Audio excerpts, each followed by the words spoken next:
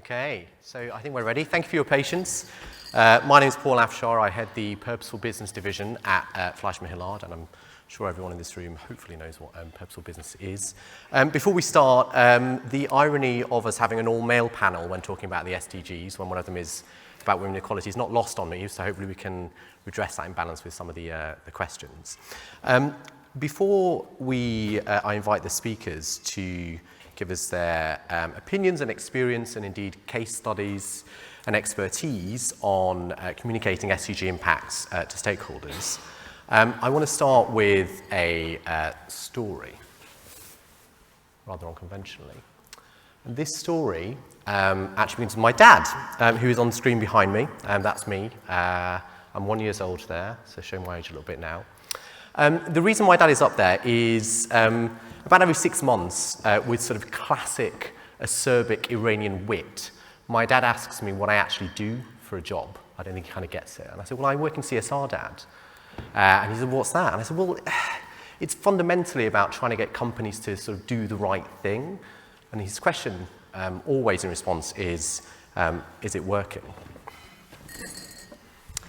So that picture was taken in 1984, showing my age, I'm 35. In that time, we've pumped out double the carbon emissions into the atmosphere. Only 43 of the Fortune 500 CEOs are women. Some 55% of those CEOs disagree that sustainability is important for their business. There are around 50 million more extremely poor people in Africa since 1990.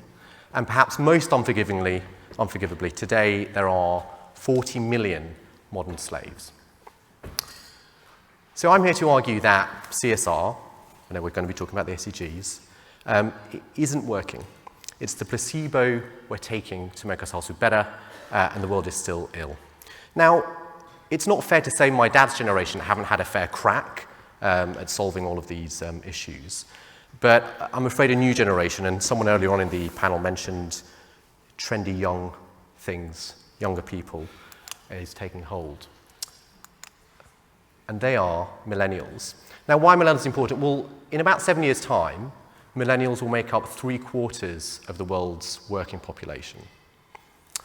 And they've got a vastly different level of expectation to the generation that went before them about the role of companies, in solving issues like climate change, social equality, gender equality. And I'm just going to throw a few stats at you here. 75% of millennials will take a pay cut to go and work at a purposeful company. Roughly about the same amount look at a company's ESG policies, and indeed the SDGs, before they even accept an interview at that company.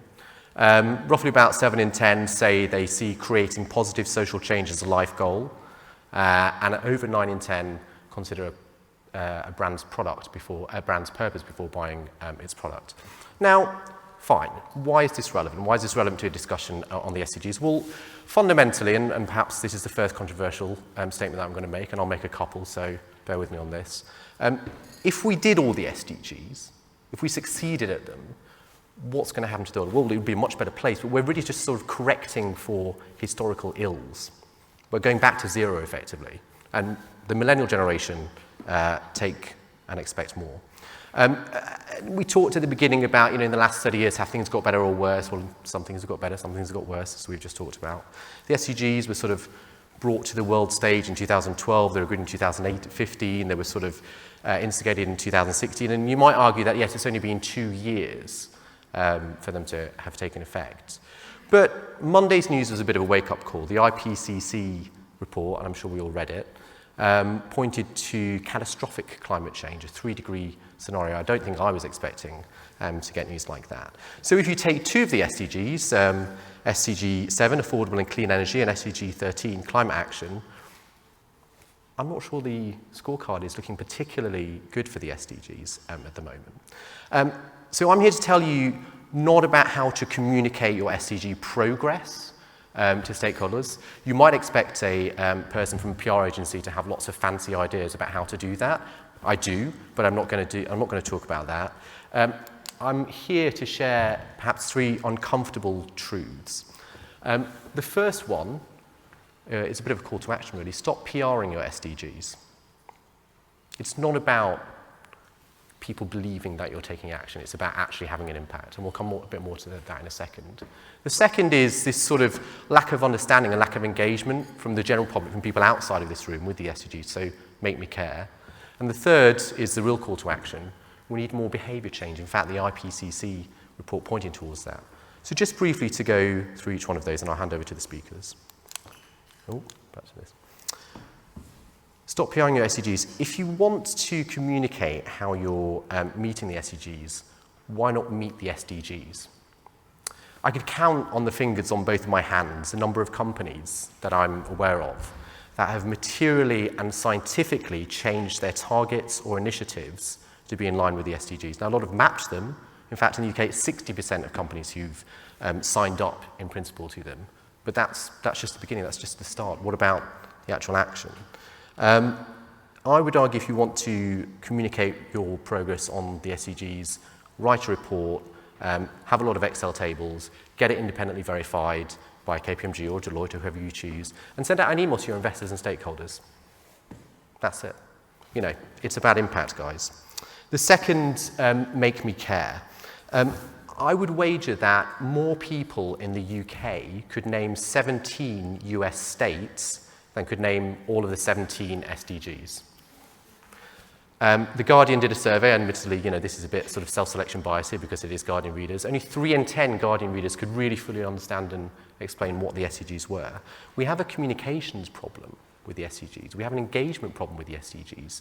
People outside of this room don't necessarily fully get or understand why they're there and what they're about. And just to give you an example of perhaps a little bit of that, SDG 15, I'll just read it to you verbatim. SDG 15 is to protect, restore and promote sustainable use of terrestrial ecosystems, sustainably manage forests, combat desertification and halt and reverse land degradation and halt biodiversity loss. It's a lot of words, and I'm not sure I could necessarily explain all of them to my mates who don't work in the industry. I challenge people to sort of be able to explain them, but you know, that's the challenge in a way, is to get kind of people behind these issues. And actually, I'm not sure it's a supply side problem that we face when it comes to meeting the SDGs. We have the technologies, the tools, the innovation to be able to meet all of these challenges. The challenge is actually on the demand side, is on the understanding and the engagement with the SDGs, particularly around issues like climate change. So just to come back to the sort of millennial point I was making before, in millennials, have you defined them? It's a generation on the ascendancy. You've got a generation not full, but sort of, you know, replete with agents for change. You know, people who are sort of willing to change who they work for, who they buy from, actually take action to help implement some of these visions. But we have a sort of disengaged generation as well. They don't necessarily get it, and actually we need to engage them. And that sort of brings us to the third point around creating behaviour change. Instead of spending money, and I know there are very few examples of this in the room, in fact, there are probably none.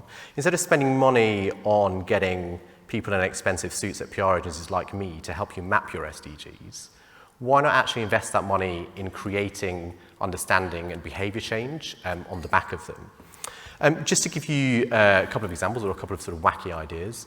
Again, back to the IPCC report, a big chunk of that is about how individual behaviour changes needs to change, how our homes need to become more energy efficient, how we need to start using more smart technology.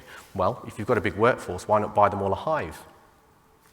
That's creating behaviour change. That might help meet some of the SDGs. I did a bit of work with BT Sport about 18 months ago.